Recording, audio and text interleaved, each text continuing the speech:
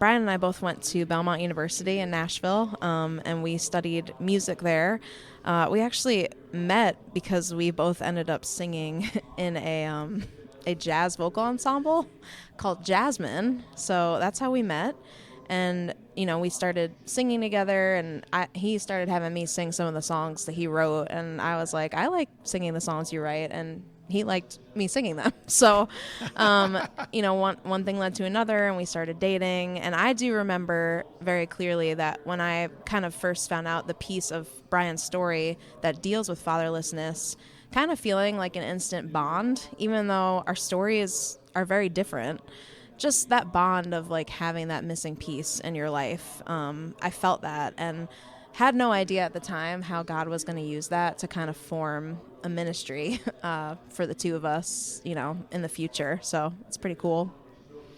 Well, Brian, the name of the ministry, the name of your duo, if you will, the banner is For the Fatherless. So as you look at your experiences, again, your experiences are different. They have the common thread with respect to the not having a lot of time with your biological father and really experiencing that fatherless, both of you, in your lives. So how did God really take that common ground and use it as the basis or the foundation for a ministry? Well, Christa was kind of unpacking just that bond that we felt, kind of just realizing we've both gone through a similar hurt. I think there's that bond also just kind of means there's like a shared compassion for anybody who's walked through a similar story on any level. And that's become really what I feel like our ministry is all about, is just finding a way to sing and just share stories of compassion over people that need to hear them.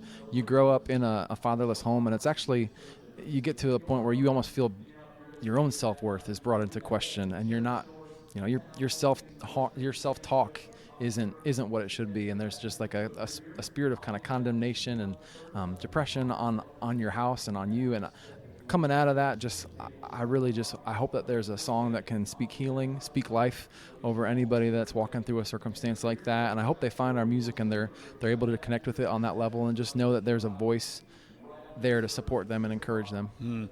And I'd like for both of you to comment on how you've seen God teach the two of you about His nature as our loving Heavenly Father and what that can mean to people. Yeah, I mean, for me, a big way that I've seen it recently is since becoming a mom and having our little 3-year-old. And, it's hard when you've experienced losing a parent at a young age and then you bring a child into the world to not struggle with fear and not struggle with just anxiety of what if something happens to me or Brian. And so I think just in becoming a mom, I've really seen just learned a lot more about God's love, casting out fear, and just kind of just the constantness of our Father, that He's always there for us. And even when I struggle as a mom, with exhaustion or sleep deprivation or frustrations with my son, I've really been humbled just realizing that just the perfection of God as our Father, and that there's nothing we can do to like overexhaust Him or make Him feel like He needs a break for us or make Him, want to walk away from us, that He is just such a steadfast, perfect Father.